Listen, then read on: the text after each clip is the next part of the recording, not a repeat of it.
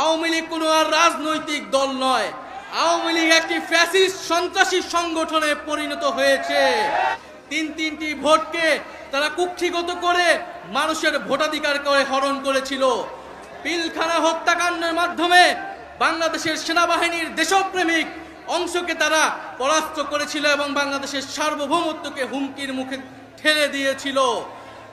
2013 সালে শাপলার হত্যাকাণ্ডের মাধ্যমে বাংলাদেশের ধর্মপ্রাণ মুসলমান এবং আলেম ওলামাদের মত প্রকাশের যে অধিকার, সেই অধিকারকে তারা হরণ করেছিল।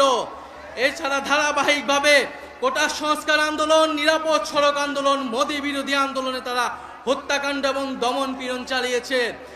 সর্বশেষ জুলাই আগস্ট মাসে ছাত্র জনতা তাদের অধিকারের জন্য যখন রাজপথে নেমে এসেছিল, সেই জনগণের উপরে তারা এই দেশের পুলিশকে দিয়ে, এই দেশের সেনাবাহিনীকে দিয়ে, এই দেশের বিজিবিকে দিয়ে গুলি চালিয়েছিল। আওয়ামী লীগ কোনো আর রাজনৈতিক দল নয়। আওয়ামী লীগ একটি ফ্যাসিস্ট সন্ত্রাসী সংগঠনে পরিণত হয়েছে। বলে আওয়ামী লীগের রাজনীতি করার আর কোনো আলোচনার প্রশ্ন থাকে না।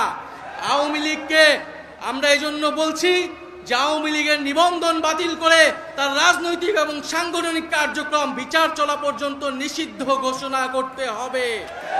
কিন্তু দুঃখের বিষয়, বর্তমান পরিস্থিতিতে আমরা দেখছি গত 9 মাসেও বিচার কার্যক্রম দৃশ্যমান হয়নি। জুলাইয়ের শহীদ পরিবার এবং আহতদের যে রাষ্ট্র দায়িত্ব নেওয়ার কথা ছিল, তাদের যে মর্যাদার জীবন নিশ্চিত করার কথা ছিল, সেই নিশ্চিত করতে পারেনি এই অন্তর্বর্তী সরকার। এবং আমরা দেখছি দুঃখের সাথে যাদেরকে গ্রেফতার করা হচ্ছে তারা জামিনে মুক্তি পেয়ে যাচ্ছে, বিভিন্ন জায়গায় মামলা বাণিজ্য করা হচ্ছে এবং বিভিন্ন রাজনৈতিক দলের আশ্রয়ে আওয়ামী লীগ তৃণমূলে পুনর্বাসিত হওয়ার পরিকল্পনা করছে।